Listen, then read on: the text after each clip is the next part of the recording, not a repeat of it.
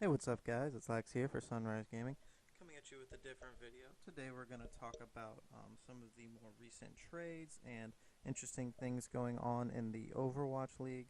There has been a lot of trades recently for the Stage 3.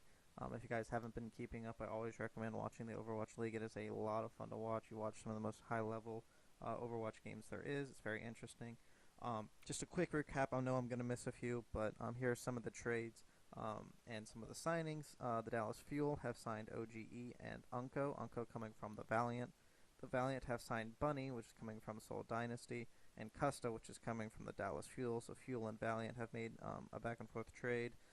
Mayhem have signed a Saya player, Awesome Guy, and Zappis.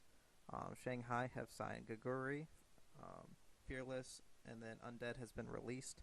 And the Outlaws have signed Arhan and Factor Fiction. I think there's some more. I might be missing a few, but these are just some of the ones that I was able to see and whatnot. So there's a couple different things I want to talk about this. I want to talk about what is the mentality for trading, as well as this kind of concept of the Korean creep. A lot of teams starting to sign Koreans. It's kind of interesting.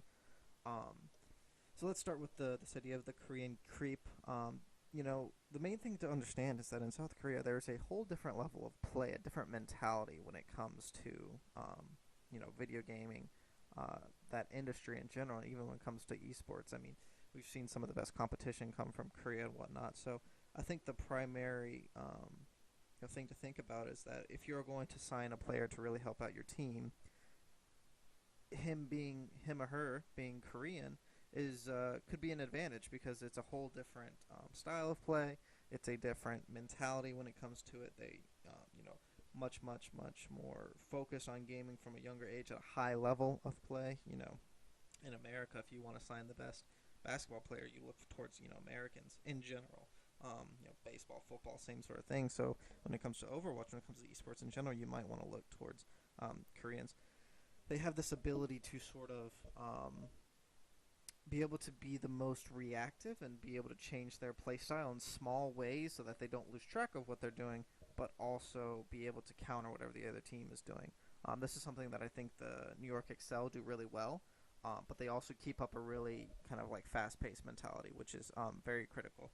That and their teamwork is just insane. I mean, if you think about it, the all-Korean rosters have now they all share the same language, so there's no real language barriers. And the other teams that are more EU-based or even NA-based, they all speak English, but it's not 100% concise and clear. So I think the main mentality of signing Korean players is that they can bring that hardworking mentality and kind of the skill as well. But really, you notice in the Overwatch League, it's not so much about skill. It's more about building cohesive units and teamwork, and that's kind of what the Koreans really focus on growing up in their culture. So I think that team signing Koreans aren't really a bad thing. People keep saying, "Oh, it's just gonna be a Korean-dominated league." Okay, like we get to watch really good Overwatch if that's the case. But I really enjoy watching Koreans play just because it's a very interesting mentality that they bring. Now to some of the more other specifics of the trades. Dallas and Valiant have been have made that trade for Custa and Unco. I know people are thinking, why would you just swap Zens like that? Wouldn't you want to keep team team unity? Custa being on the Dallas Fuel since the start of the Overwatch League, and same for Unco. Why would you want to trade that? They're both very good. What is it, Zen players. So and Zen is so crucial here. So you need to have a good Zen, and they both looked great yesterday watching them play. But I think the main thing here is for Dallas, they really need to get a cohesive unit together. And I really think that Unco is going to help with that because Unco and AKM have ties from, who did they play for? I know I'm wrong, but I want to say Rogue, but I could be wrong there. Anyways, but the Frenchmen definitely have a connection there, so bringing in Unco is smart. It's not that Custa was bad, or he was actually, I think he's really good, but he was actually sort of a shot caller for the Dallas Fuel, but the problem is that I think he kept it a little too chaotic. He would try to calm down everybody, at least from what I could tell from the comms, instead of making clear and concise comms that they kind of needed. And if you listen to the comms from yesterday's game, Unco definitely kind of brings that to the plate, and I think that's good for them.